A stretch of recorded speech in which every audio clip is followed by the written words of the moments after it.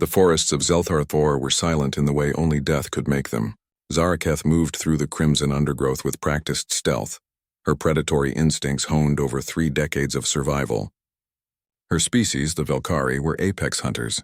7 feet of corded muscle, razor-sharp claws, and a jaw that could crush titanium. They were engineered warriors from a fallen empire, now scattered across the galaxy as mercenaries, pirates, or in her case, survivors. Her stomach cramped with hunger. It had been 6 days since her ship crashed on this forsaken world. 6 days of failed hunts, toxic flora, and the gnawing realization that she might die here, alone and forgotten. Then she caught the scent. It was alien, wrong, but unmistakably prey. Zaraketh's pupils dilated as she tracked the thermal signature through the dense canopy. The creature was small by her standards, perhaps 6 feet tall, maybe less, bipedal, slow. It moved with the clumsy confidence of something that didn't know it was being hunted. Perfect. She circled downwind, her tail balancing her weight as she crept closer. Through the gaps in the violet leaves, she finally saw it. A human Zaraketh's breath caught.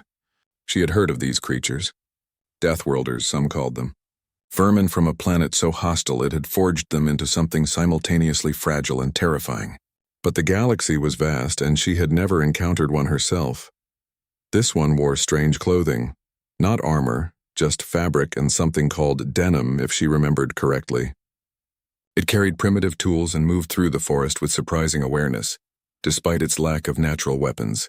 No claws, no fangs. No protective scales or exoskeleton meat, that's all it was. Meat to fill her belly. Zaraketh tensed, preparing to pounce. The human stopped suddenly, tilting its head as if listening. She froze. Impossible. She had made no sound. The human turned slowly, and she found herself staring into 2 startling blue eyes. "I know you're there," it said in perfect galactic common, its voice steady despite facing a predator twice its size. "Have been for the last 10 minutes. Zaraketh's tactical mind screamed warnings. This prey was aware, alert, unafraid. Every instinct told her to retreat, but hunger overrode caution. She exploded from her hiding spot, claws extended, jaws open. The human didn't run. It sidestepped with impossible speed, and something hard cracked across her ribs. A fallen branch wielded like a club. Pain bloomed, but she twisted mid-leap, swiping with her claws. The human rolled away, came up with something in its hand, not a weapon. "A canteen! You're starving," the human said, not even breathing hard. "I can smell the ketones from here.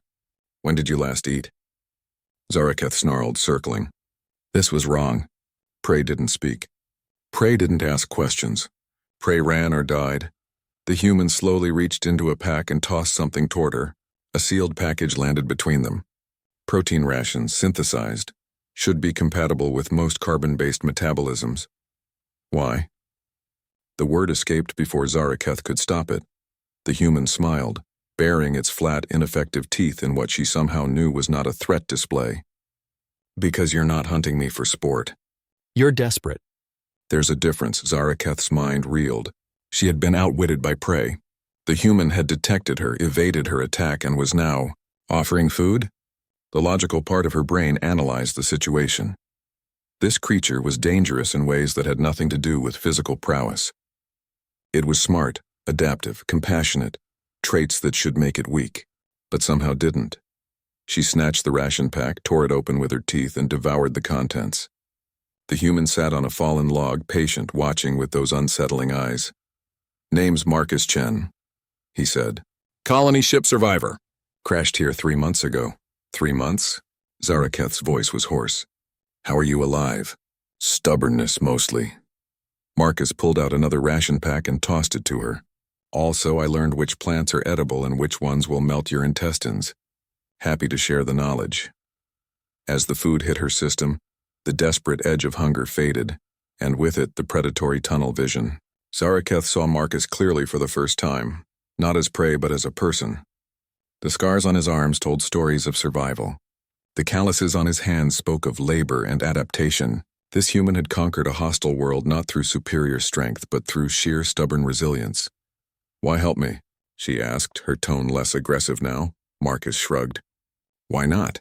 Galaxy's a big empty place. Makes more sense to have allies than enemies." He paused. Besides, I could use help repairing my emergency beacon. You know your way around Starship tech? Zaraketh felt something unfamiliar stirring in her chest. Not hunger, not fear. Something warmer. Respect, perhaps. Or the first ember of what her people called Cathara, the bond between warriors who had tested each other and found worth. I am proficient with technology, she admitted. Marcus grinned. Good, then we've got a deal. I teach you how to survive this planet, you help me get off it. Partners? He extended his hand, a human gesture she had read about. An offer of alliance, of trust. Zaraketh looked at that small, clawless hand. She had come here hunting food. She had found something far more valuable and infinitely more dangerous, connection. The human wasn't prey. It was something the Velkari had lost centuries ago when their empire fell. It was hope. She clasped his hand carefully, mindful of her claws. Partners, she agreed. As Marcus led her toward his makeshift shelter, explaining the edible fungi and the predators to avoid, Zaraketh realized the truth about humans. They weren't dangerous because they were strong. They were dangerous because they turned enemies into allies, desperation into determination, and somehow made even apex predators want to fight beside them instead of against them. She had hunted him for food. She had found something she desired far more. A reason to survive, and maybe, just maybe, someone worth surviving with. The forest of Zelthar IV seemed a little less deadly, the hunger a little less pressing, and for the first time since her crash, Zaraketh felt something she thought she'd lost forever. She felt alive.